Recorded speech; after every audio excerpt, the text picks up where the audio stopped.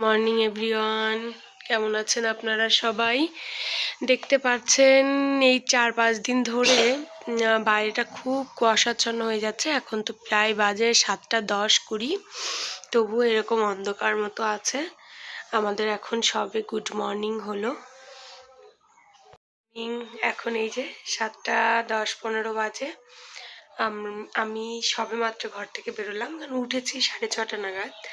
আমার মুখ দেখুন চকচক করছে, কারণ মাথায় চুপচুপে করে তেল নিয়েছি। আর এদিকে আমার বড় ছেলে উঠে গেছে। গুড মর্নিং বন্ধুরা। চলো তাহলে সকালবেলা তুমি এখন পড়তে বসো। হ্যাঁ, আজকে কি খেয়ে যাবে স্কুলে? আমি আজকে দেখি বাবা বাজার থেকে কি আনে, সেটাই খেয়ে যাবো আর কি স্কুলে।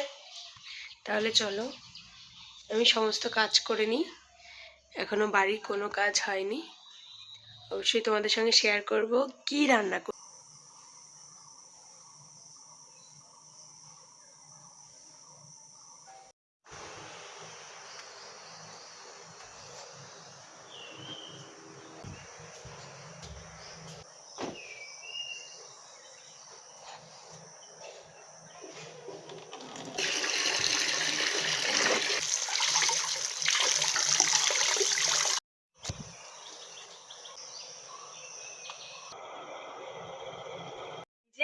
এখন বেজে গেছে 9:30। সকালে সমস্ত কাজ করে বাচ্চাদেরকে খাইয়ে আমি চলে এসেছি হচ্ছে রান্নাঘরে।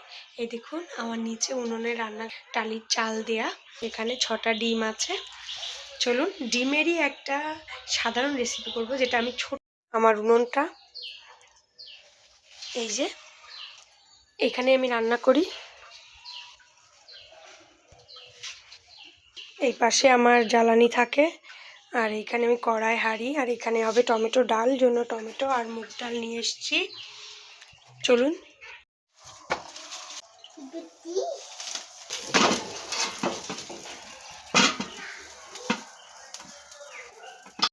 এখানে মুসুরির ডাল নিয়ে নিয়েছি, আর আমি মুগ ডাল নিয়ে নিয়েছি।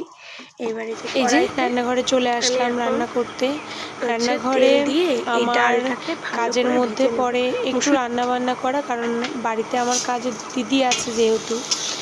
আজ কিন্তু আমার হচ্ছে রান্নার মেনু আছে ডাল। ডালটা আমার রোজই করতে হবে, কারণ হাজব্যান্ড ছেলের জন্য আমার রোজ ডাল করতে হয়। আর ডাল আলু ভাজা মাছ থাকবেই। ছোট ছেলেও ইদানিং আবার দেখছি অল্প অল্প একটু আলু খায়। আর বড় ছেলের জন্য তো ডাল আলু ভাজা খেয়ে ও স্কুলে যাবে। তারপরে ডিমের তরকারিটা করে রাখছি, ওটা দুপুরে খাওয়ার জন্য। আমি রান্না করে রেখে একটু বাবার বাড়িতে যাব। এখানে দেখতে পারলেন আপনার, আমি মুগ ডালটা সিদ্ধ করে নিয়ে টমেটো দিয়ে নাড়াচাড়া ঘুটনি দিয়ে ঘুটে আমি ডালটাকে নামিয়ে নিলাম। তারপরে ডালটাকে সাঁতলাবো। আমি তেলের মধ্যে শুকনো লঙ্কা আর সর্ষে দিলাম, দিয়ে ডালটাকে সম্বারা দিয়ে দিলাম, দিয়ে একটু চিনি একটু লবণ দিয়ে দিলাম স্বাদ অনুযায়ী। হয়ে গেলে ডালটাকে নামিয়ে নিলাম। এত সুন্দর কালার আসে টমেটো দেওয়ার জন্য ডালে। তারপরে একটু আলু ভেজে নিলাম, আলু ভেজেই নামিয়ে রেখে ওই কড়াইতেই তেল দিয়ে আমি আলু পেঁয়াজ দিয়ে আলু আর পেঁপে ভাজবো। কারণ ডিম আমলেট করে ডিমের ঝোল করব। ডিমটাকে কিন্তু আমি এখনও অমলেট করিনি, কারণ ডিম অমলেট করা বাকি আছে। এখানে এগুলোকে ভেজে আমি জল দিলাম। ওই পাশে আমার ভাত হচ্ছে, কারণ ভাত ওই পাশে দিয়েছি, এই পাশে পটাপট তরকারি করে নিয়ে তরকারি শেষ হয়ে গেলে এই পাশে ভাতটা বসিয়ে দেবো। এই দেখুন ডিমটাকে গুলে নিয়েছি। এখানে 6টা ডিম একসঙ্গে গুলে নিয়ে আমলেট করে নিলাম সুন্দর করে। এবার পিস পিস করে আমি কেটে নেব ডিমটাকে। দেখছেন কি সুন্দর টুকরো টুকরো করে কেটে নিলাম।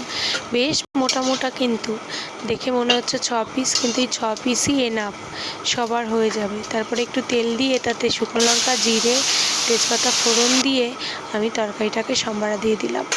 দিয়ে ওর মধ্যে ডিমটাকে দিয়ে দিলাম, দিয়ে একটু আলু ভেঙে দিলাম, দেখলাম পেঁপে হয়েছে নাকি। এখানে যে আমি গোটা মশলাটাকে ভেজে রেখেছিলাম, জিরে দারচিনি এলাচ মশলাটাকে আমি গুঁড়ো করে তরকারিতে দিয়ে দিলাম।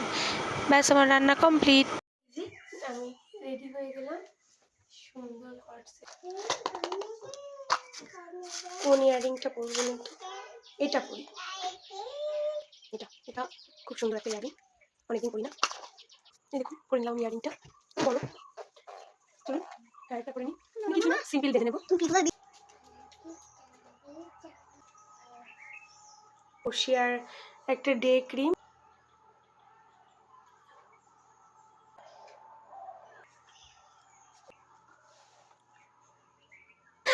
ময়দা,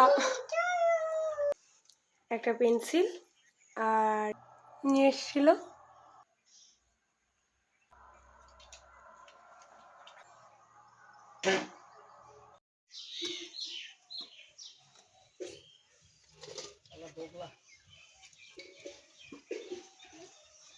আমি গরু বেঁধে দিয়ে আসি। হ্যাঁ